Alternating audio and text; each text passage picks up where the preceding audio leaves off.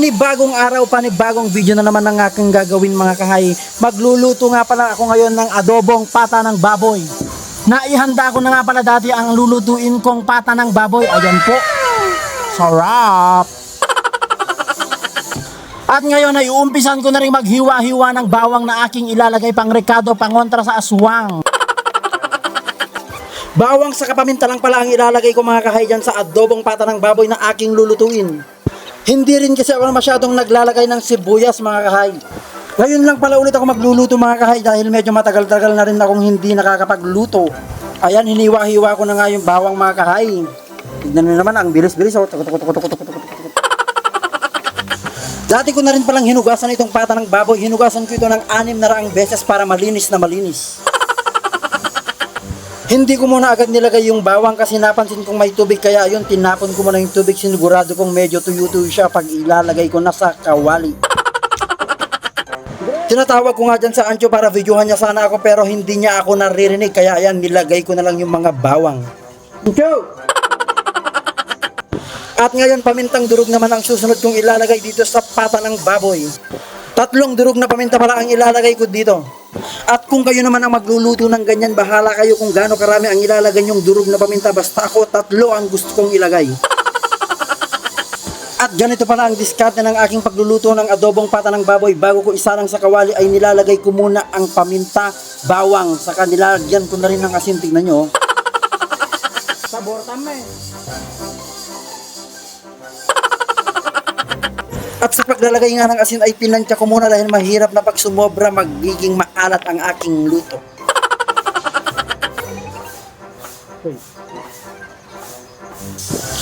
At ayan, isasalang ko na nga pala yung aking lulutuing pata ng baboy. At para sa inyong kaalaman ay hindi ko na nga pala ito igigisa. Siga, awan to cameraman na.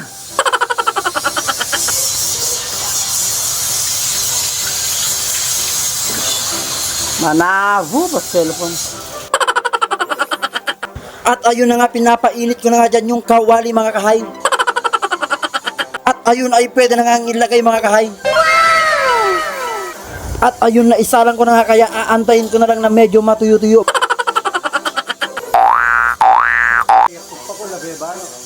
Habang nakasalang ay kailangan mo talaga itong halu-haluin. Ano ba yan, may kumakagat pa talaga sa aking likod naman.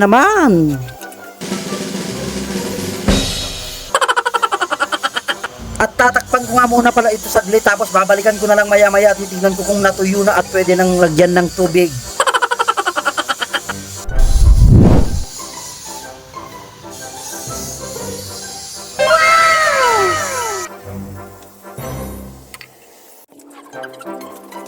Kapag ganitong natutuyo na nga ito mga kahay, aantayin ko lang na medyo magmantika ng konti bago ko tuluyang lagyan ulit ng tubig.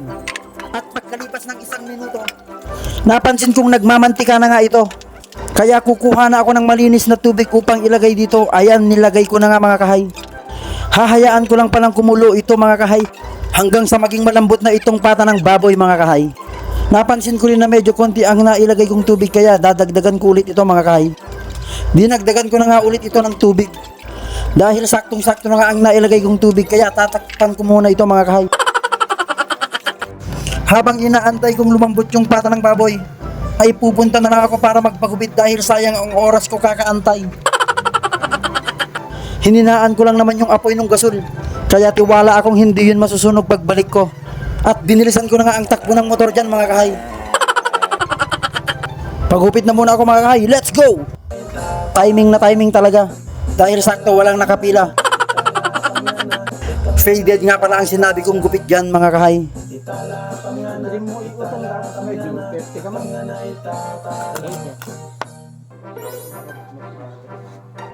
Sa naghahanap pala ng malupit at murang barbershop, magtungo lang kayo dito sa Purok 6, Bagabag, Santo Tomas, Isabela. Subok na po itong barbero namin dito. Sanggol pa lamang ako ay dito na ako nagpapagupit. Habang ginugupitan nga ako dyan ay iniisip ko kung ano nang nangyari sa aking niluluto. Para po sa kalaman ninyong lahat, ito po yung dinarayong barbershop dito sa Santo Tomas. Dahil napakalupit po ng barbero namin dito. Inuulit ko po, dito po yan sa Purok 6, Bagabag, Santo Tomas, Isabela. At kung nasubukan mo na rin magpagupit dito, mag-comment ka naman ng "It's true!" At nagtanggal na nga pala ng mas itong ating barbero. Hindi ko napansin kanina. Iniisip ko kasi baka nasunog na yung aking niluluto. At ayan, malapit na matapos yung aking gupit mga kahay.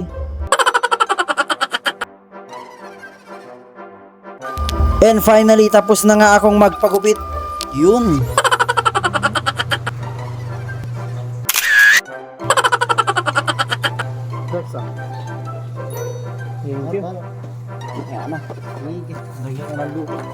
At nakauwi na nga rin ako at dali-dali kong tinignan itong aking niluluto. Saktong-sakto talaga ang timing ko. Pwede na itong haluan ng kinaiinisan kong toyo. Oh no!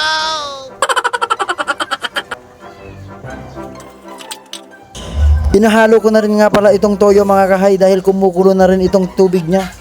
Saktong-sakto pakakapitin ko na rin ang lasa nitong toyo sa pata ng baboy. Napapansin ko na rin na medyo lumalambot na rin itong pata ng baboy kaya patuloy ko lang itong hahalu-haluin. Sunod ko na rin ilalagay yung juice ng pineapple tidbits para medyo matamis-tamis at mawala talaga yung lansa ng pata. Yung juice pala niyan ang magsisilbing asukal ng aking adobong pata ng baboy. At natatakam na nga talaga ako sa mga sandaling ito mga kahay. Gutom na din kasi ako anong oras na dito. Saka ko na pala ilalagay yung laman ng pineapple tidbits niyan kapag naluto na talaga. 2 sachet nga lang para ng pineapple tidbits ang binili ko dyan mga kahay. Saktong-sakto lang kasi yung 2 sachet ng pineapple tidbits para sa dami ng pata ng baboy. Mag-aantay na lang ako ng ilang minuto hanggang sa lumambot na ng tuluyan itong pata ng baboy. Dati na nga pa rin akong nakapagsaing ng kanin dyan. Muntik pa akong mabulol. Gutom na talaga kasi ako ng mga oras na yan mga kahay. Kaya ayan, binilisan ko na ng binilisan ko ng pagluluto mga kahay. At ayun, tikiman time na nga mga kahay.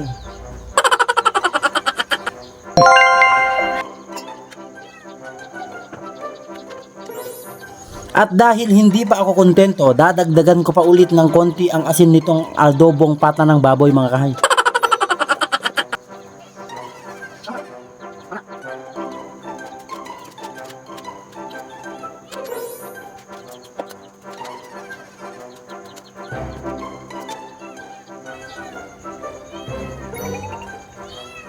At ayun, nakuha ko na nga rin ang tamang timpla na gustong gusto kong maging lasa nitong aking niluluto.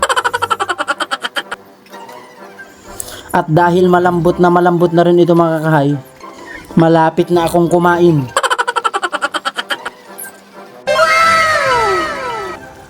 At yun, naluto na nga ito mga kahay, tignan nyo. Kaya sunod ko nang ilalagay itong mga pineapple tidbits mga kahay.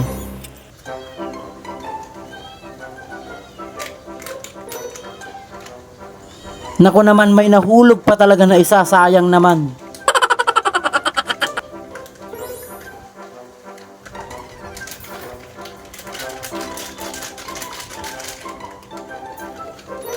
Okay, dahil naluto na, ano pang inaantay nyo mga kahay, sabayan nyo ako, kainan na!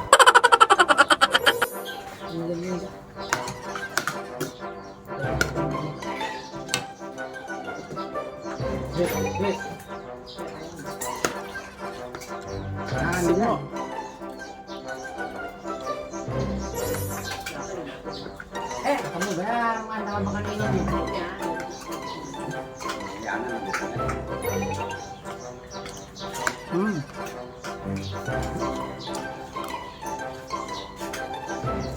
Miguel. Ya, adobo.